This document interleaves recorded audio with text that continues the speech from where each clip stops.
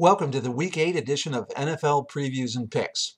This week, the Falcons, Bears, Packers, Raiders, Jets, and Bucks get the week off. Now, on to the games. In Baltimore M&T Bank Stadium, the Arizona Cardinals come in to play the Baltimore Ravens. Can the Ravens be any more inept on offense than they were last week against the Jaguars?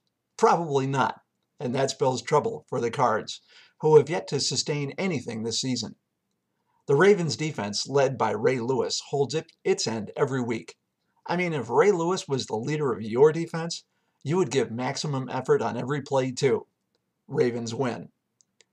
At Bank of America Stadium in Carolina, the Minnesota Vikings come in to play the Carolina Panthers.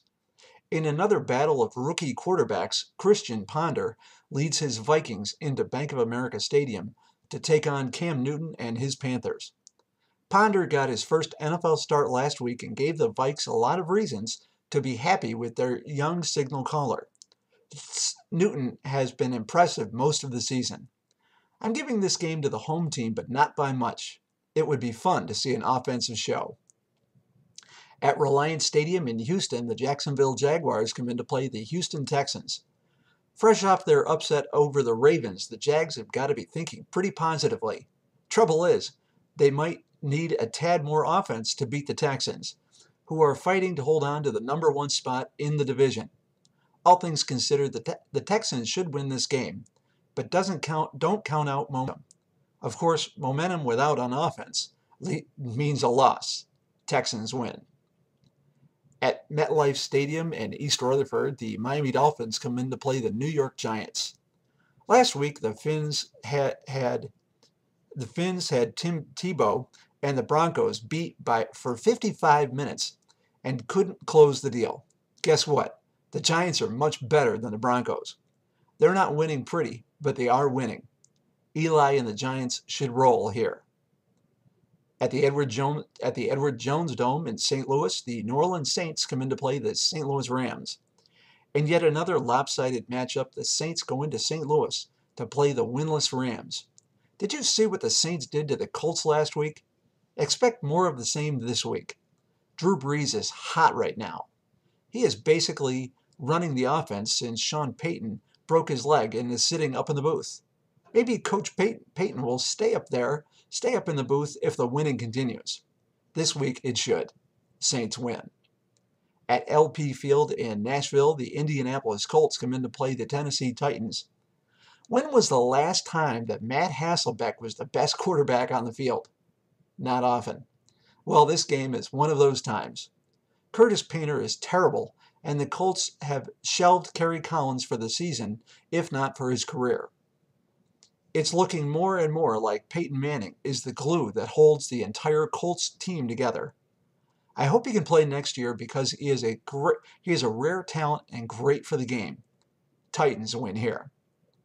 At Invesco Field at Mile High, the Detroit Lions come in to play the Denver Broncos. This game has a few interesting twists and turns. The Broncos faithful finally are getting Tim Tebow at starting quarterback at home, and the Lions are dealing with adversity for the first time this season, including some calling Ndamukong Suh a dirty player. The Tebow-led Broncos beat the Dolphins last week, but needed last-minute Tebow heroics to do it. That better not happen this week. The offense that was employed during that last 5 minutes should be employed right from the start this week. Matthew Stafford looks to play for the Lions this week. I think the Bryants rally around Tebow this week and win this game. At the Rogers Center in Toronto, Canada, the Washington Redskins come in to play the Buffalo Bills in a home-away-from-home game for the Bills. American football in Canada, eh? The inconsistent Redskins take on the Bills.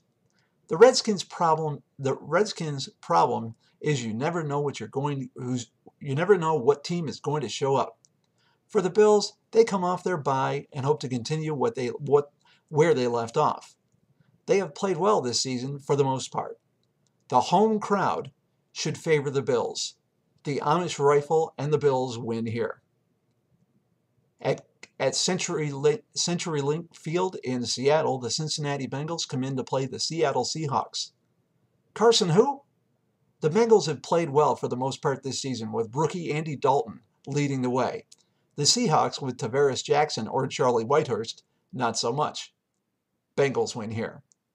At Candlestick Park in San Francisco, the Cleveland Browns come in to play the San Francisco 49ers.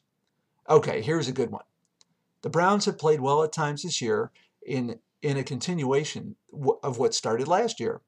The Niners are a new team under the always excitable Jim, I want to shake your hand Harbaugh. Alex Smith is even playing like a Pro Bowler. Two teams on the upswing. I think the Niners have the edge here, though, home crowd and all.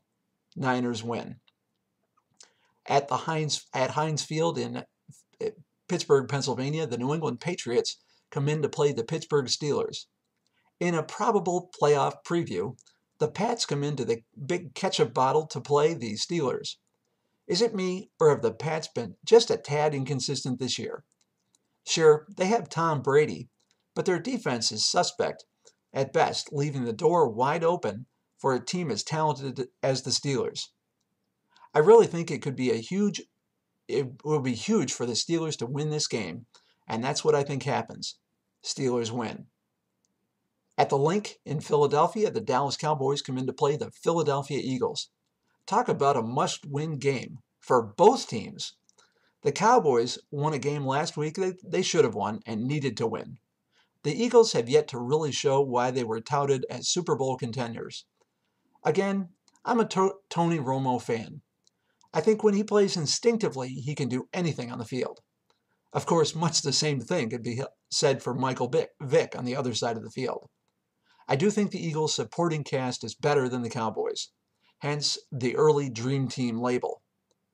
I would love an offensive show in this game for Al and Chris to talk about. Cowboys win.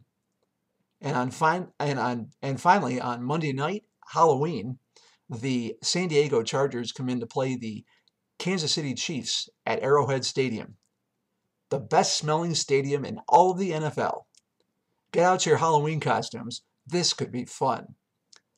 And just when you thought the Chargers were set to take off, they fell flat. And just when you thought the Chargers are done, they win 3 in a row. The talent edge goes to the Chargers with Phillip Rivers and co., but the home crowd, home cooking, and craziness Halloween is sure to bring goes to the home-standing Chiefs. Chiefs win in an upset. And there you have it, this week's NFL previews and picks.